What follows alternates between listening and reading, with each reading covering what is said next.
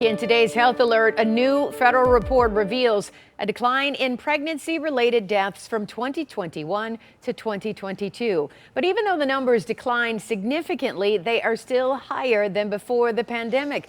Our chief health editor, Dr. Partha Nandi, is here now with details on this. So, Dr. Nandi, tell us what is considered a maternal death and how much the numbers have now dropped. Yeah, important question, right, Karen? This new report is from the CDC, and they define maternal death as the passing of a woman either during pregnancy, childbirth, or within 42 days after delivery in the health condition that was related to or aggravated by the pregnancy or how it was managed. Now, according to the report, in 2021, here's what they found. The U.S. recorded a total of 1,205 maternal deaths. That's about 32.9 deaths per 100,000 births, whereas in 2022, the numbers dropped to 817, which is about 22.3 deaths per 100,000 births, which is good news, but there's still concerning issues. Our numbers are still higher, as you said, than pre-pandemic days. In 2019, we had 754 maternal deaths, and in 2018, 658. And even though fewer women, Caroline, in all age groups and races died, Black women are still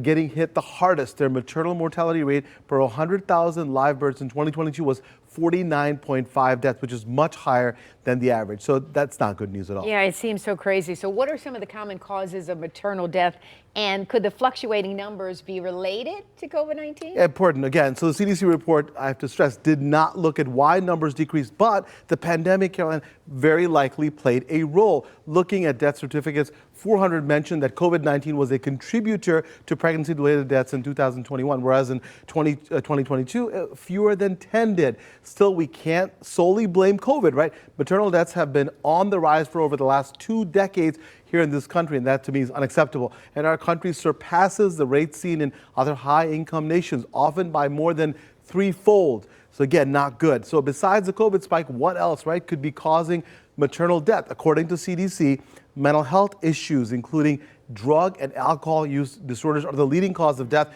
during or shortly after pregnancy. Maybe surprising to some. Other underlying causes include high blood pressure, blood clots, excessive bleeding, and infections.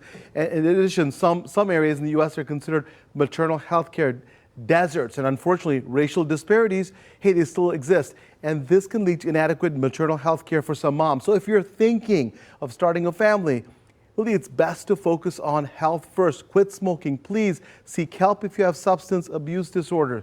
Eat well, exercise regularly, and consider the COVID-19 vaccine. All those are super important for a pregnant woman to find reliable health care as well, and hospital with access to the right services. Also, surround yourself with supportive people, because mental health is vital for all moms. I'm a parent myself, and know the ups and downs of raising kids, right? And having a caring community can make a big difference. You know, we have to understand is that we can control this, and we can make changes in our life. And not only does it affect us, but our babies. So it's really important for those who are watching that you're in control here. That's important. So true. I know I'm the youngest of 9, and I can't imagine. My mother didn't have the health care that we have today, but she had those babies without problems. But it's so many issues today, but we all have to take care of our health, like you said. Make sure you go see a doctor, get rid of any substance abuse problems, and so many other things. You can take control of your life and your baby's life, and that's the key. So very true. Thank you so much, Dr. Nandi, My always pleasure. for your medical expertise and just being here and giving us your time. We appreciate you. And if you have a health question for Dr. Nandi, please send him an email to drnandi@askdrnandi.com or send it to us on Facebook or Twitter.